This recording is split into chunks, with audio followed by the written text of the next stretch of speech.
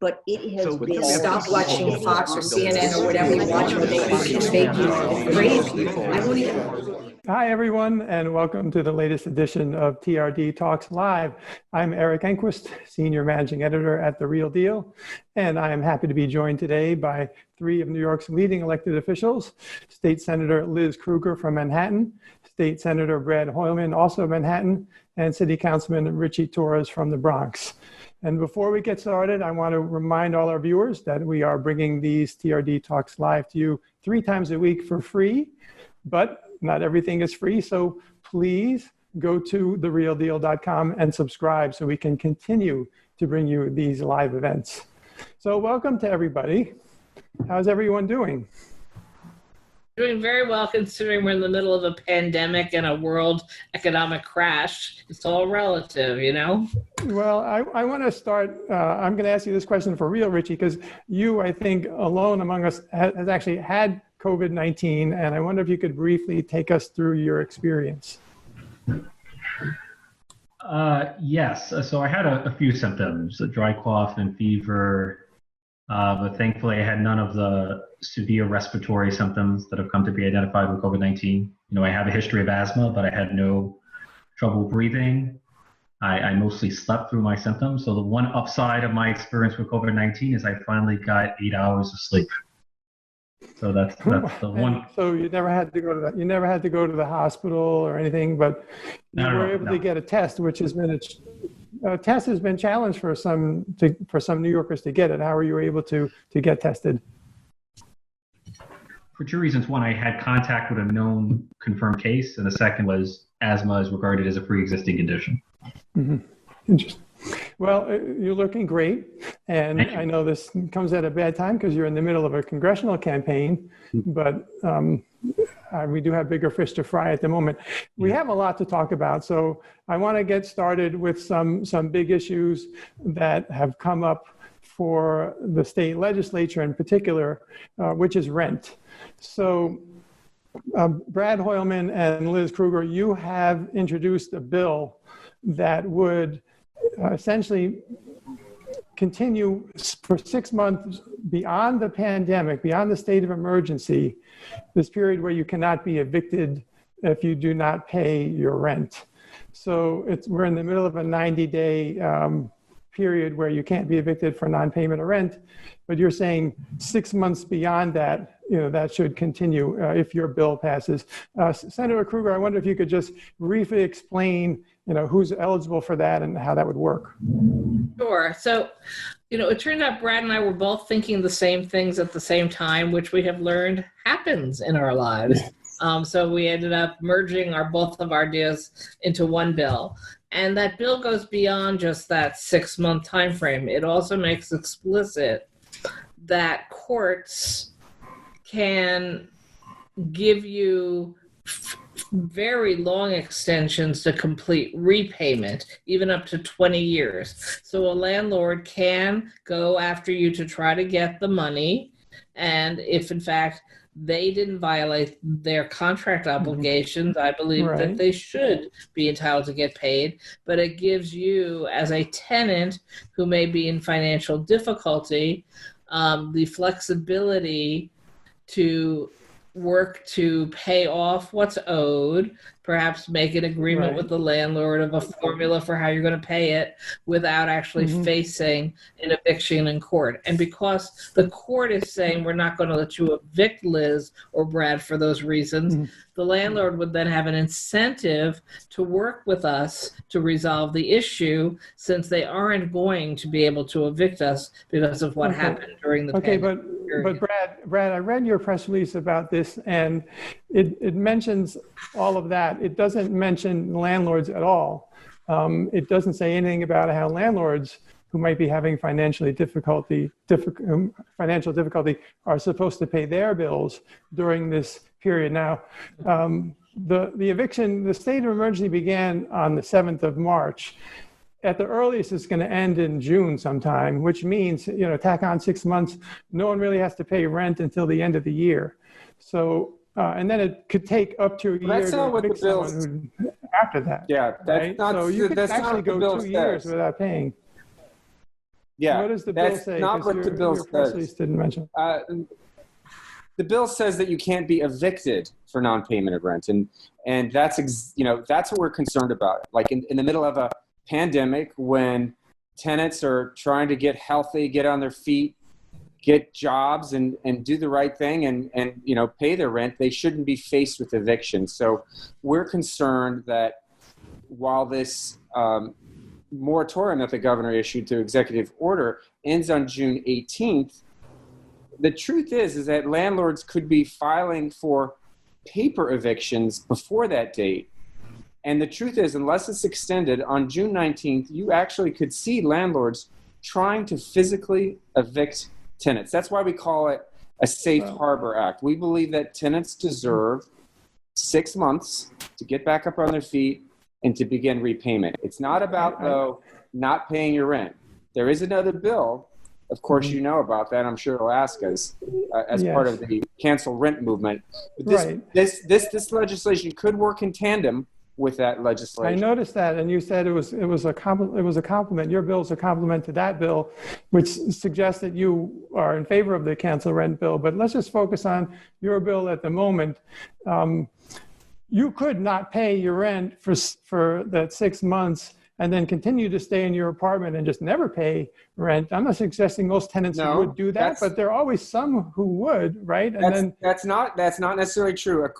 Now, this is why it works in tandem with the cancel rent movement. The landlord could seek a money judgment against you, just as he could in any situation, but he couldn't physically evict you. And that's the important humanity that we need to demonstrate to our fellow New Yorkers during the middle of a pandemic and economic meltdown. Now, I do want you to understand that, when the landlords see stories about these bills, they always say the same thing. It's like they don't exist. All the focus is on tenants. No one pays any attention to the landlords. It's as if, if people don't pay rent, nothing happens to them. So I just wondered if you have any message at all for landlords who have that impression. Liz, do they ever call and complain to your office? Do they just grumble to The Real Deal and other publications? No. People have been calling my office, being small landlords, saying, if people don't pay their rent, I don't have the money to pay my mortgage or my property taxes, which is why there is a movement out there to try to protect people who also have mortgages to pay, which is often the landlords, and who have water bills that we're trying to get delayed or extended, tax payments delayed or extended. And to go back to the point about Brad and my bill, if you have the money to pay your rent, we're not saying you shouldn't pay your rent. We're not saying you shouldn't go ahead and pay your rent now if you're one of the people like me. I know, but you're saying you don't have to. You're saying you don't have to. And I don't think the bill is just for people who lost income because of COVID. I think it just covers all tenants. Is that correct? Well, it covers this time period. I'd say if we wanted to get fixated with every scenario that's happening to people right now, we wouldn't have time to actually apply the legislation. So if a landlord can show you have the money and you're choosing not to pay, there are other options available to them. We are talking about making sure people who could not pay their rent because of things that happened during this time period are not forced into eviction, because about the last thing on earth this city needs is a growing number of people who don't have homes to go to at this time. And what does that mean in a pandemic? You could have lost your business as a small business owner, hence you can't pay your rent. You could have been furloughed from your job. You could have actually lost your job. Your family members could have been sick and hospitalized. Or you could have a lot of tenants not paying rent. Is another possibility. Ritchie, I bet you're glad you're not in the state legislature at this moment, right? Now, it's Albany that sort of controls a lot of these issues, but the city council has a role to play as well. And I do know that you're actually going to meet virtually. I'm not sure that the legislature is coming back to Albany, but the city council is moving forward with plans to hold its meetings virtually, which you can do under the governor's executive order. So tell me, what role do you think, I wondered where you weigh in on the rent issue, and what role do you think the city council has to play here? Look, it's not in the interest of New York City to have a wave of mass evictions in the midst of an infectious disease outbreak. But I take your point about the struggles of property owners. In the ideal world, the federal government would issue COVID-19 housing vouchers so that you could provide tenants with rental relief while at the same time maintaining funding for the maintenance of the housing stock. There's a limit to what the city and the state can do without federal funding, right? Only the federal government has the legal capacity to run a deficit, and we need the federal government to invest more resources in state and local governments. I mean, that's the best solution to providing relief to both businesses and, yeah, go ahead. To that end, and I'm glad Ritchie brought up the that's a key point. Right. I mean, yeah, I think we're all doing the the point that you can't run deficits. In other words, you can't print money. You have to balance your budgets, city and state. So yeah, the landlords, of course, they're calling for support for tenants that would go to them, rent vouchers. But you can't do that because you have multi-billion-dollar deficits that you're facing. Now, the state passed the budget, which is obviously going to be cut unless there's a huge federal bailout. The city council, you have to pass a budget in June. So, Ritchie, what's your opinion on how that's going? The mayor came out with a budget and he came out with a proposal. I mean, how's it going? I mean, we are in dangerously uncharted territory. I mean, the IBO estimates that the city could lose 500,000 jobs in the span of a year. We're going to face $14 billion worth of deficits over a 3-year period. In next fiscal year, $6.7 billion deficit. There's no clear strategy for closing the deficit. Everything has to be on the table, whether it's tax increases or spending cuts, and even short-term borrowing. The state legislature did give the city the authorization to issue short-term bonds in the wake of 9/11. I suspect we might need the same authorization in the midst of COVID-19. I agree. Eric, what I wanted to say, go ahead, Liz. Thank you, Ritchie was exactly right when he said we need the federal government. Not only are they the only level of government that doesn't have to propose a balanced budget in any given year, they're the only ones who get to print money in the basement. We're not allowed to, and we can't. So we need the federal government to send more stimulus dollars here. We already have a legislative proposal in the Senate on how we could spend the money through a voucher model to make sure rent is paid, which would be a win for landlords and tenants and small businesses. So we know how we could do it right away, but we don't have the money, and we're not going to. I think all three of us will agree. We need the federal government to send dramatically more money to states like ours in order to avoid these nightmare experiences from happening.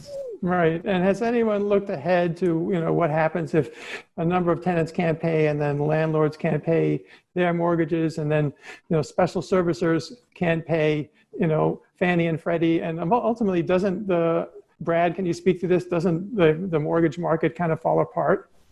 Well, yeah, that's why. I mean, this is an issue that's, as my colleagues have articulated, requires federal intervention, just like it did on 9/11, and just like it does for small businesses and insurance issues, just like we did in 9/11 for a federal backstop for the insurance industry.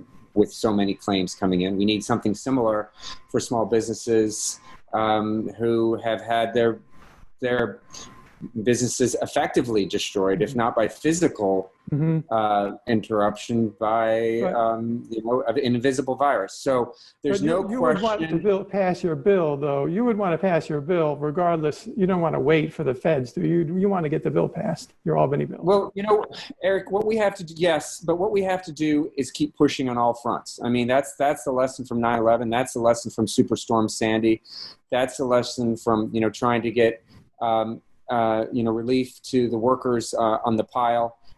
That the feds they typically drag their feet. Luckily, we do have something in our favor. this president doesn't mind deficits or printing money, apparently. So, we gotta press our congressional delegation, who are doing a terrific job, but we have to even push harder. And do you think, just very briefly, can Albany pass a bill without going back to Albany, or do you have to file in one at a time? How does that work? We're working on the technology, and the governor has issued an executive order to allow that to happen virtually. And I'll let the chair of the Senate Finance Committee finish that thought. No, we've had it reviewed by attorneys. Both the Senate and the Assembly passed a change in our rules, and the governor passed an executive order, and we're actually quite confident we have the authority to pass legislation as if we're in chambers, even if we're all on one giant Zoom or other companies' model, for sharing notes and voting. And the public would be able to see the debate and would be able to see how we were voting. So the open meetings law would not be violated. So we do believe we can accomplish that, and many other things, even from the kind of distance we all find ourselves in. Well, I happen to know, because the real estate people told me their strategy going into the session, or their wish, was actually you wouldn't get that much accomplished after what happened last year. And so they were looking forward to the session ending early on June 2nd or 4th, or whatever the plan was. You could go back to your districts and campaign for re-election. But I don't think this is what they had in mind. So we'll see what happens there. I wondered if you could speak to, and this is really for Ritchie, because this is sort of a city question, but city hotels have kind of emptied out. And there's been some move to use hotel rooms to house people who are in homeless shelters.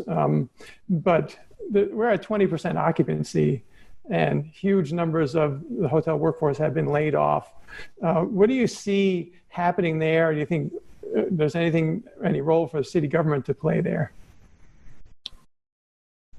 I mean, look, as long as the shutdown persists, industries like the hospitality are going to be brought to a grinding halt. But I felt the city should have taken action much earlier to repurpose hotels as quarantine centers and isolation centers, voluntary centers.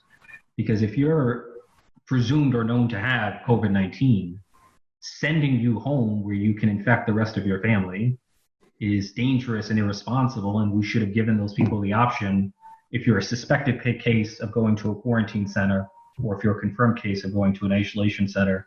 And so that would have had the public health benefit of preventing household transmission of COVID-19, but it also would have had the co-benefit of shoring up the hotel industry. And keep in mind, based on the experience in China, 75 to 80% of the cases in China transpired within family clusters. So it would have been wise for the city to repurpose hotels early on.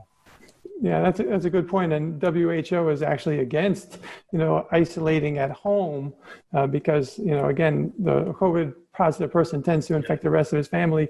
And I think that's where a lot of these cases have been coming from in New York, because we've been at home for weeks now, and we're still getting a pretty steady flow of new cases. And keep in mind that, especially in communities like mine, lower income communities, you have severe overcrowding where people are doubling up and tripling up. So if you're a frontline worker who lives in an overcrowded apartment, or you ride in an overcrowded subway, you do not necessarily have the luxury of practicing social distancing. Mm-hmm. I don't know if any of you have a solution to that, but it's kind of too late. It's almost too late now because everyone's been home for weeks. I did want to ask you about some of the construction ban, for instance, which is initially construction was not banned by the governor, but then that order was changed. So now affordable housing construction is okay, and the rest of construction is not, unless it's an emergency. So do any of you have an opinion on why and whether construction should be completely banned at the moment, or completely allowed, or this hybrid is working? So we were actually pleased to see them put a ban on construction for two reasons. One, clearly, if you've ever watched anything going on at a construction site, there is no way people are keeping 6 feet apart.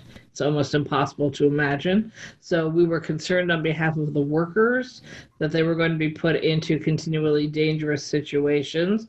And two, if you represent a residential district, and I think all three of us do, you were getting complaints from people that the noise from construction was unbearable now that they were trapped in their homes during the work hours. When they do construction right next door to you with jackhammers, but you're off at your office, it's one thing. If you and your kids are home 24/7, those jackhammers can actually drive you out the window.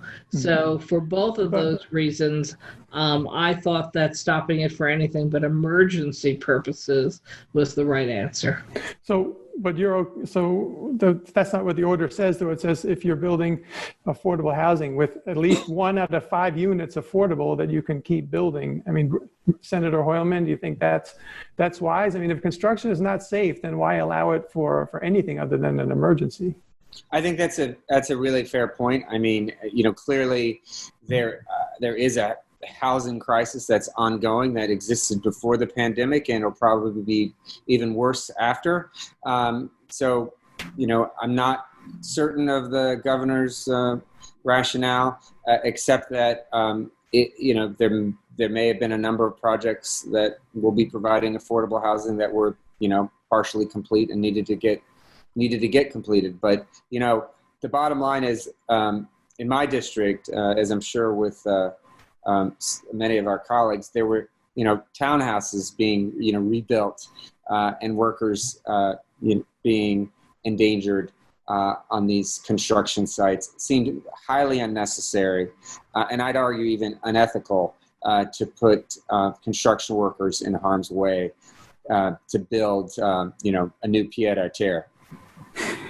I just wanted to mention that word before you did, Eric. We may get to that. I think Ritchie, and I was almost surprised to hear you say this, you said we should be open to the possibility of new taxes. And for someone who's running for Congress, that's a pretty bold thing to say, although I suspect whatever new tax you would be willing to support, it would probably not affect the majority of your constituents in the Bronx. But tell me what you would be open. I mean, keep in mind that Michael Bloomberg, who was no Democratic socialist, did impose property tax increases in the wake of 9/11. I'm not advocating property tax increases. All I'm suggesting is when you're facing deficits the likes of which we have not seen in recent memory, you have to keep all options on the table. There are very few non-negotiables. I know the city council is focusing like a laser on protecting the social safety net, health and housing, food, and businesses, but we have to consider everything. Budget cuts, anyone who leads you to believe that this is going to be a painless budget is deluding themselves. But Senator Krueger, it doesn't seem like the state Senate or the Assembly, for that matter, really pushed the tax issue at all, which I'm sure the real estate industry was thrilled about. But it just seems like the governor said, we're not doing taxes, and you just kind of folded your tents on that. What was the thinking there? We actually didn't just fold our tents on it. We did push back multiple times. But unlike in the city of New York, the state legislature doesn't have the ability to change budget bills and add taxes to budget bills since they are exclusively within the control of the governor. So you'll actually, if you surveyed us, you would find enormous frustration by many in the Senate and the Assembly that quite a few very rational proposals to increase revenue were not considered. But again, if the governor wasn't going to accept the proposal or agree to spend the money, then it wasn't happening. So it's one thing to say, will you say where you are on it, but it's another thing to be able to deliver on it, which quite bluntly, the way the state constitution is written, our state doesn't allow the legislature to override the governor on these issues, and the buildup was not there for him to change his mind. But maybe when we get to the halfway point in the year and we're being called upon to cut even larger amounts of money out of our budget, the governor may reevaluate his position. Again, as I think Ritchie just said, nothing can be off the table in an economic crisis. So Brad, if they do call you back, and I think you all expect to be called back at some point, to Albany, or at least virtually, even though the session was going to end in June. I think as the budget needs to get cut later in the year, that the budget you agreed to allows the legislature to have a say, correct? So if that happens, will there be an opportunity to pursue the pied-à-terre tax, which I know you have been pushing for the last year? Well, I think there's always an opportunity, but the governor, as Liz indicated, has this very strong upper hand, really through constitutional interpretation, as we all know, through the Silver v. Pataki case. And we're mindful of that. We're mindful of that. We have to negotiate, or the governor could just walk away and start issuing his own continuing resolutions. Right. He's also in a politically very powerful position because... Well, let's just say he's got probably the highest approval ratings of any governor in, modern history. So there's that, too. As well as having every executive power he could possibly ever, want at the moment. So needless to say, those of us who want to see taxes, we don't want to see taxes just for the point of raising taxes on rich people.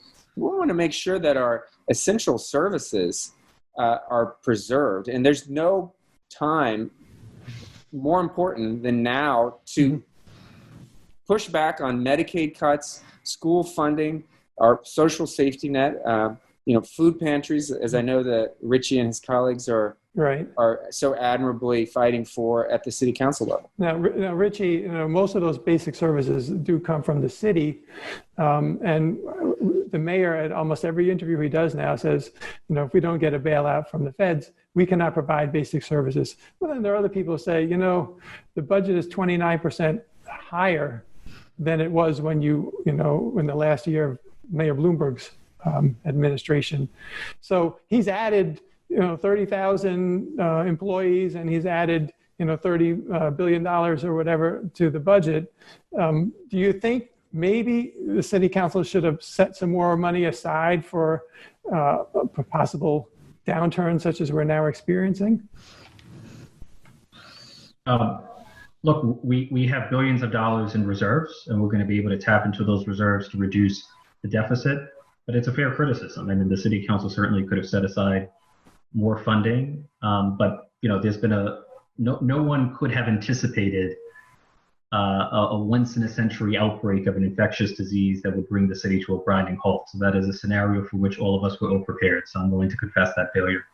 Right. Well, except maybe the Citizens Budget Commission, which reminds us every year that there could be a terrible downturn. And I have to say, but even if we had set aside an extra billion every year, it's like no economist can predict the catastrophic cost of the shutdown. We're going to be practicing social distancing in some form for at least the next 2 years until we find. I understand that. Could you pare back some of the bells and whistles that the mayor has added and just provide basic services, or do you think there's not a lot of fat in the city budget?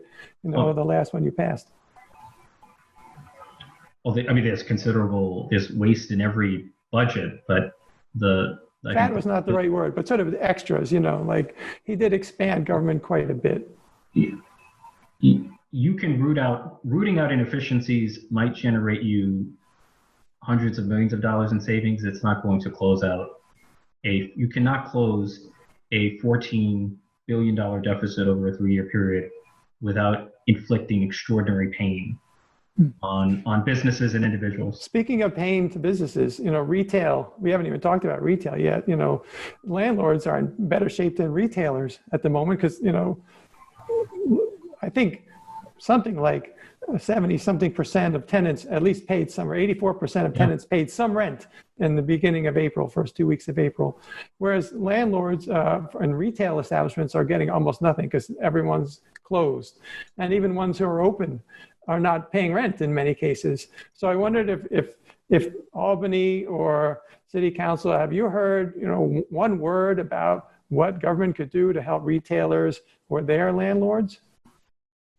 More money from the federal government for small business support. I mean, the irony about the funds that have already run out from the $2 trillion package that includes small business money was we're learning how few actual small businesses were able to draw down that money. Some of the largest corporations in America and hedge funds and giant chains seem to be able to draw down that money. Mm-hmm. But the neighborhood stores that you're talking about, that you're right, they're closed. Those restaurants are closed. Right. They can't possibly be paying their rent because they didn't bring in any revenue, but they turned out not to be eligible, or by the time they got in line to get some of that money, it was gone. So supposedly Congress is working on a new version for more money for us.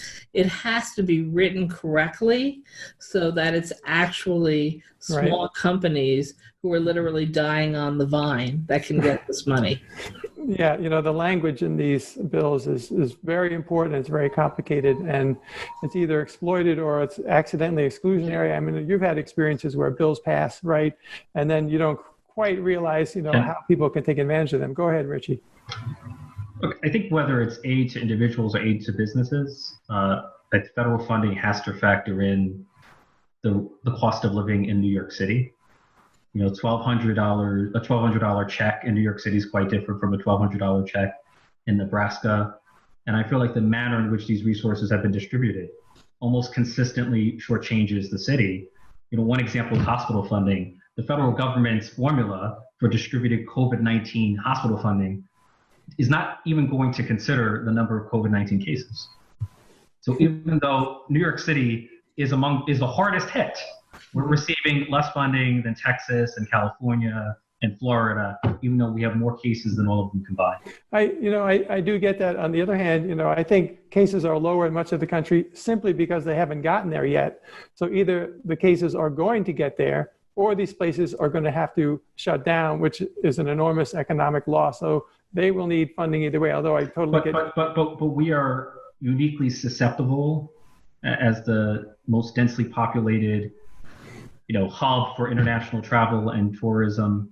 And it's not only hospitals, it's public transit, right? The MTA represents 38% of all transit trips, yet only received 15% of the funding allocated to transit systems. So on every subject area, we seem to be shortchanged as a city. Well, that's perfect. That's what Go ahead, I could just mention, Eric.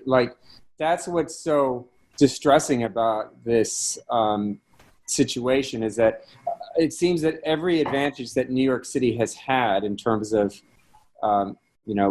density, which allows collaboration among business, or mass transit, which allows people to get to work, public schools, which are dense and thriving in so many cases, are being, the pandemic is using against us. And that's really why, it's going to be a whole rethinking of our economy and our society that we have to prepare for. I think retail is going to look very different than, of course, it did before the pandemic and certainly after. And already we were seeing those shifts, with in my district, Neiman Marcus is which just located a enormous new outpost in Hudson Yards, is looking to file for bankruptcy.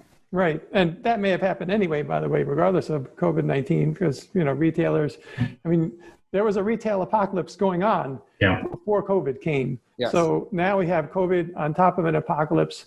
It's like a double whammy, like you never experienced.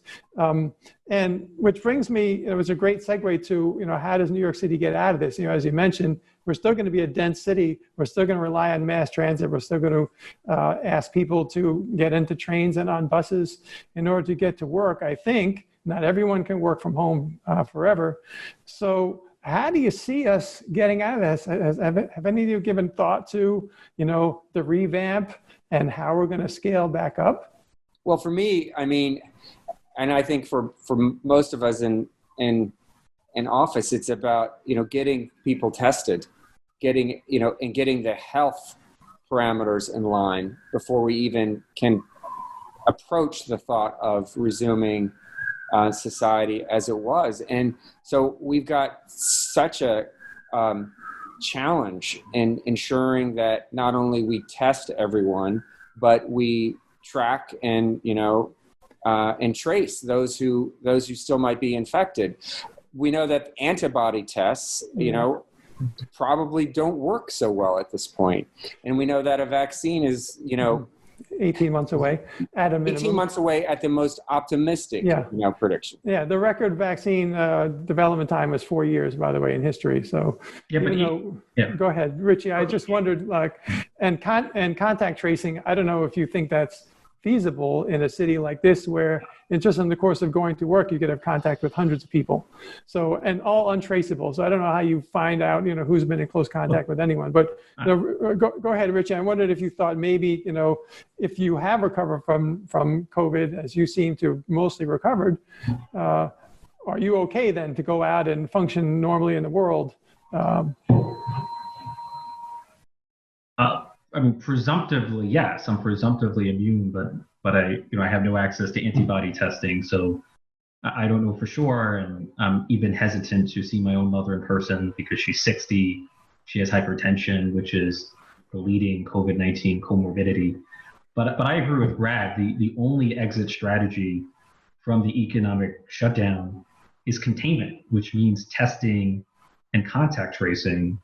And in the case of contact tracing, Wuhan has essentially the same population as New York City. Right. Wuhan had 9,000 contact tracers, not to mention the benefit of digital contact tracing. In New York City, there's no evidence that we have anything approaching the staff or supplies that would be required to effectively contain the disease. So to be honest with you, we have a lot of unemployed people who presumably could be retrained, but the numbers I agree. Have been. Tom Frieden, who used to be the health commissioner in New York, he estimated that we need at a minimum 300,000 contact tracers for the country, and right now we have 2,200 of them. So we are not close. Tom Frieden was the health commissioner back when Bloomberg was the mayor here, and he was very much ahead of his time. And if you look at what we were not prepared for nationally now, it takes my breath away to realize what a smoke and mirrors game our public health system was, both in New York State and nationally.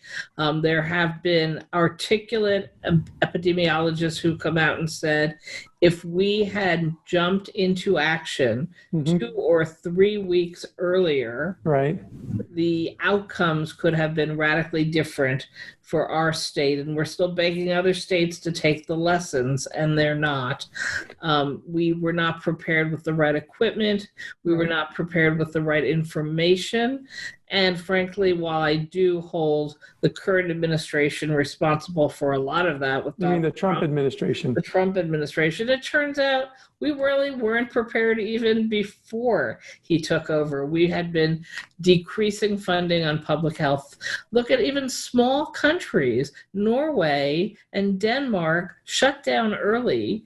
They're not having problems. I think Denmark just announced they reopened because they had so few cases. So you have to look at what countries did successfully, what we failed to do, and we can't stop the day somebody announces we get to go back to work. That's day one, as far as I'm concerned, for establishing the right 21st century public health infrastructure. And we're seeing in New York, in the Bronx and in Brooklyn in particular, that the inequities in our healthcare systems that we've known were there for Black and brown people and for people who are low income, that they're absolutely being played out with much higher death rates and hospitalization rates for COVID-19.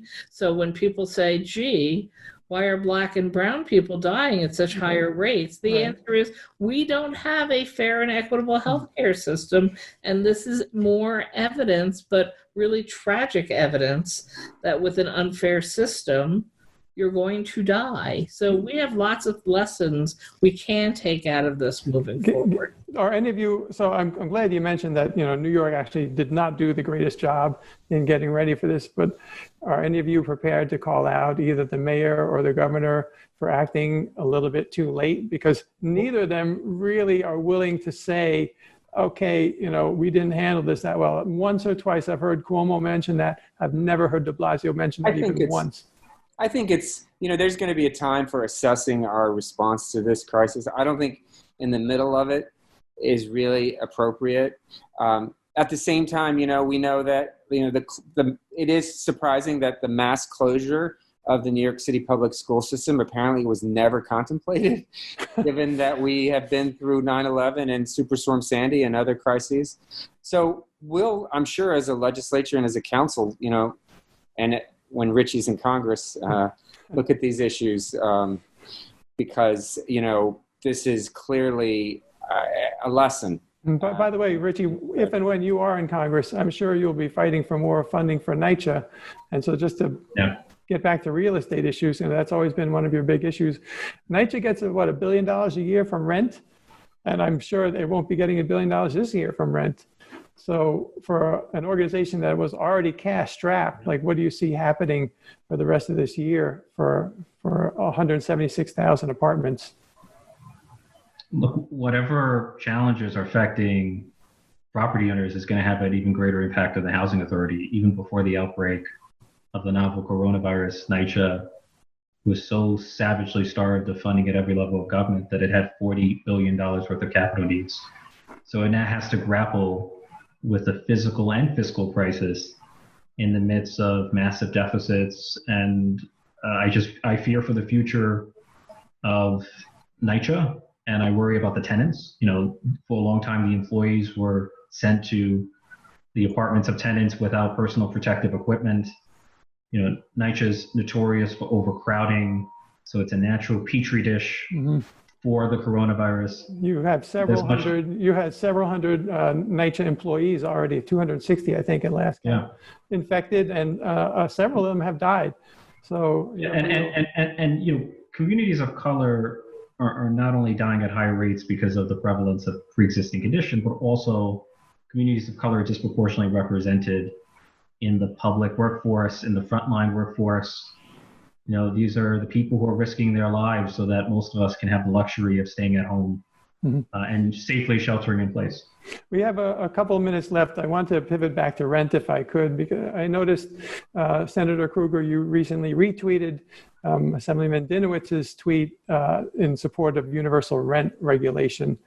I wondered if does that mean that you endorse universal rent regulation, that every rental unit, every home that's rented in the state should be regulated?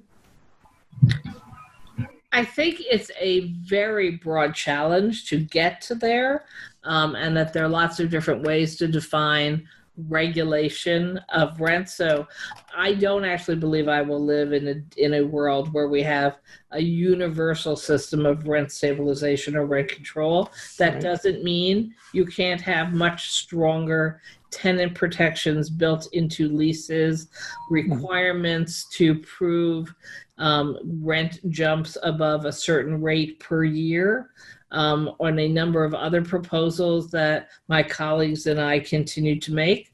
So I do think that there are opportunities. And by the way, outside of New York City, desperate communities for us to take action. I mean, do you know that in Syracuse, 25% of the tenants get evicted every year? It's like rearranging deck chairs on the Titanic up there. This can't actually be a good model for the real estate world. It's certainly a horrendous model for tenants who are poor, who live in Rochester and Syracuse. I'm sorry, I said Syracuse, and I meant Rochester. Syracuse is almost as bad, but Rochester is in a disaster situation. We don't have time to debate. Unfortunately, we should do a whole separate show on rent control, because obviously, evictions, rent regulation is not necessarily the answer to evictions, because it leads to a whole series of other issues that you have to deal with as well. And, New York City has been in a housing crisis for all of the years that we've had rent regulation. So it's not like a cure-all and does, lead to some other problems. But your retweet then was not necessarily an endorsement of universal rent regulation then. You know what? I would have to go back and find the tweet because I'm not sure exactly what I said. So I don't want to either misspeak you or misspeak me. Mhm. But I'm pretty sure that I was not calling for a universal system like New York City has, where every single town in New York is under rent regulation, rent control. And even the legislation that we passed last year that did expand the ability of communities to participate at local option was based on a certain formula of a very low vacancy rate. So Right. I'm going to watch what I retweet. Eric, I'm going to watch what I retweet from now on. That's right. Eric, Retweets are not endorsements, right? That's the line. Reporters will bring them up, though. You do have to be careful about that. And I just want to give you each like maybe 20 seconds to tell me whether you're optimistic or really pessimistic, and please be honest about how New York comes out of this. Let's start with you, Ritchie Torres, and we'll go to Senator Krueger and then Senator Hoylman. Look, I have no choice but to be optimistic, right? If I felt if we as public servants could not make a difference, then there would be no point in serving in elected office. But I'm concerned that we're in uncharted territory. We're all navigating the fog of war, and there's no telling what will become of New York City. Liz Krueger, what's the way forward here? 20 seconds, sir. I agree with Ritchie. If you don't have optimism that you can make a difference and make it better, then you are the wrong kind of person to be in elected office. I'm also a glass half full kind of person genetically. And so I look at the history of the world and see it as pendulum swings with, as long as the pendulum keeps moving further in the direction of justice and equity for people, there's always opportunities to improve, even if one can go through some pretty tough times in a very short period. And Brad, be honest, like city of New York, how do people get, 2,000 people on a subway car in the next, 6-8 months? Well, look, we are lucky. We have a governor who I think, no matter which side of the aisle you're on, is leading in a historic fashion. So we're very fortunate there. We've seen neighbors helping neighbors, coming together, volunteering, calling our offices, willing to assist. And I believe the spirit of New York City and New York State is going to endure with so many facets of, the creativity, the resourcefulness that New Yorkers have shown time and time again. We're going to come out of this crisis. When we come out of this crisis, I believe stronger. I really believe that. Well, I certainly hope you're right. And I do want to thank all three of you. City Councilman Ritchie Torres, a candidate for Congress in the Bronx, State Senator Liz Krueger of Manhattan, State Senator Brad Hoylman of Manhattan. To all our listeners, a reminder that we do bring you these events for free, but we do need subscribers to make that possible. So please go to therealdeal.com to subscribe and return here 5 p.m. Wednesday. If you have any interest in the construction industry, we are going to have top experts for our next edition of TRD Talks Live. Thanks, everyone.